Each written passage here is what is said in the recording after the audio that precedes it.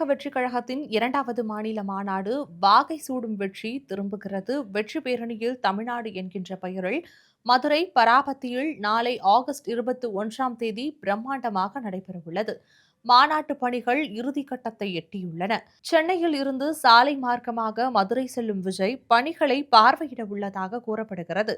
மாநாட்டு முகப்பு அலங்கார வளைவில் பேரறிஞர் அண்ணா, எம்ஜிஆர் உடன் விஜய் இடம்பெற்றிருக்கிறார்.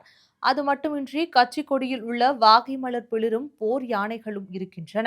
மேலும் 1967, 2026, 1977ஆம் ஆண்டுகளை குறிப்பிட்டு வாகை சூடும் வரலாறு திரும்புகிறது என்றும் உங்க விஜய் நான் வரேன் என்ற வாசகமும் இடம்பெற்றுள்ளது. காங்கிரஸ் ஆட்சியை வீழ்த்தி பேரறிஞர் அண்ணா தமிழ்நாட்டின் முதல்வரான ஆண்டு 1967 என்பதோடு திமுகவிலிருந்து விலகி அதிமுக என்னும் கட்சியை தொடங்கி எம்ஜிஆர் முதல்வராக அரியணையை ஏறிய ஆண்டு 1977 என்பதை மாநாட்டு முகப்பில் செய்தியாக சொல்லியிருக்கும் விஜய், அதேபோல் மீண்டும் 2026 தேர்தலில் தாவேகா வாகை சூடி வரலாறு திரும்புவதாகவும் குறிப்பிட்டுள்ளார். பேரறிஞர் அண்ணா, எம்ஜிஆர் ஆகியோர் பொதுவான தலைவர்கள் என்பதால் அவர்களது புகைப்படங்களை பயன்படுத்தியதாக தாவேக தரப்பில் தெரிவிக்கப்பட்டுள்ளது. இந்த மாநாட்டில் 1.5 லட்சம் இருக்கைகள் அமைக்கப்பட்ட ஒப்பந்ததாரர்களிடம் இருந்து ஒப்பந்தம் செய்யப்பட்டதாக தெரிகிறது. கடைசி நேரத்தில் ஒரே ஒரு ஒப்பந்ததாரர் மட்டும் 50,000 இருக்கைகளை தர மறுத்ததாகவும், அப்படி கொடுத்தால் உள்ளூரில் தன்னால் தொழில் செய்ய முடியாது என்று தெரிவித்ததாகவும் கூறப்படுகிறது. அரசியல் அழுத்தத்தின் காரணமாகவே அந்த ஒப்பந்ததாரர் இப்படி செய்ததாகவும் பரபரப்பாக பேசப்படுகிறது. எனவே உடனடியாக கேரளாவில் இருந்து 50,000 நாற்காலிகள் வரவழைக்கப்பட்டு சரி செய்ததாகவும் கூறப்படுகிறது. இதன் மூலம் தாவேக மாநாட்டுக்கு கேரளாவும் கை கொடுத்துள்ளது. இது தொண்டர்களிடையே மிகுந்த உற்சாகத்தை ஏற்படுத்தியுள்ளது. இந்த முறை மாநாட்டுக்காக 13 குழுக்களை அமைத்திருக்கிறது தாவேகா.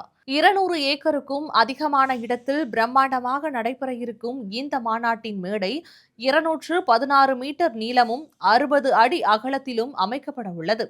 இந்த மேடையில் கட்சியின் முக்கிய முன்னணி நிர்வாகிகள் அமர இருக்கைகள் ஏற்பாடு செய்ய திட்டமிடப்பட்டுள்ளது. அதேபோல் கடந்த ஆண்டு விஜய் மாநாட்டு மேடைக்கு வந்ததும் தொண்டர்களை சந்திக்க ராம்ப் வாக்கில் வந்தார். அதைப் போலவே 300 மீட்டர் நீளத்துக்கு நடைமேடை அமைக்கப்பட்டு அந்த இடத்தை யாரும் நெருங்காதவாறு இரும்பு தடுப்புகளும் பாதுகாப்பாக செய்யப்பட்டுள்ளது. மேலும் ஆங்காங்கே குடிநீர் வசதி, ஆம்புலன்ஸ் வசதிகளும் செய்யப்பட்டுள்ளன. கர்ப்பிணி பெண்கள், கைக்குழந்தையுடன் இருக்கும் சகோதரிகள், முதியவர்கள், உடல்நலம் குன்றியவர்கள், பள்ளி சிறுவர்கள், மாற்றுத்திறனாளிகள் ஆகியோர் மாநாட்டை வீட்டிலிருந்தே நேரலையில் பார்க்குமாறு விஜய் கூறியிருந்தார். முதல் மாநாட்டில் கொள்கை எதிரி பாஜக, அரசியல் எதிரி திமுக என்று பேசியிருந்த விஜய், தற்போதும் அதை மையமாக வைத்துத்தான் 2வது மாநில மாநாட்டில் விஜயின் முழு உரையும் இருக்கும் என்று கூறப்படுகிறது. விழுப்புரத்தில் நடைபெற்ற முதல் மாநில மாநாட்டில் விஜய் அனல் பறக்க பேசியிருந்தார். தற்போது மதுரையில் நடைபெறும் 2வது மாநில மாநாட்டில் விஜய் என்ன பேசப் போகிறார் என்ற எதிர்பார்ப்பு அனைத்து தரப்பினரிடமும் எழுந்துள்ளது. இதேபோல் தென் மாவட்டத்தின் நுழைவு வாயில் என்று கூறப்படும் மதுரை மண்ணில் விஜயின் உரை எதை மையப்படுத்தி இருக்கும் என்று விவாதமும் எழுந்துள்ளது. களத்தில் இறங்கி அரசியல் செய்யாத விஜய் மீது ஏகப்பட்ட விமர்சனங்கள் இருந்து வரும் நிலையில் அதற்கு பதிலளிக்கும் விதமாக தமிழக வெற்றிக் கழகத்தின் 2வது மாநில மாநாட்டில் விஜய் பேசுவார் என்று தெரிகிறது. அதோடு மட்டுமின்றி திமுகவிற்கு எதிராக தமிழக வெற்றிக் கழகத்தை முன்னிறுத்தும் விதமாக அவரது உரை இருக்கும் என்றும் கட்சி வட்டாரங்கள் தெரிவிக்கின்றன.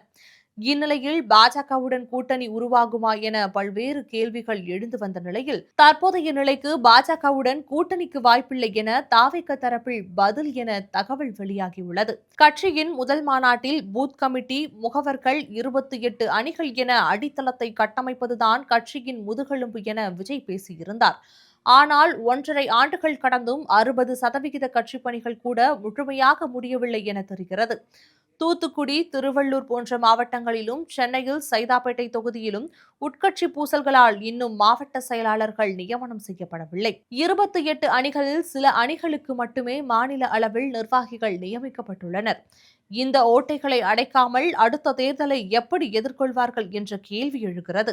1967, 1977 தேர்தலில் ஏற்பட்ட மாற்றங்களை அவ்வப்போது மேற்கோள் காட்டும் விஜய், அந்த மாற்றங்களுக்கு பின்னால் திமுகவும் அதிமுகவும் செய்த களப்பணிகள், போராட்டங்கள், கூட்டணி வியூகங்கள் போன்றவற்றை உள்வாங்கியுள்ளாரா என்ற கேள்வி தற்பொழுது எழுந்துள்ளது.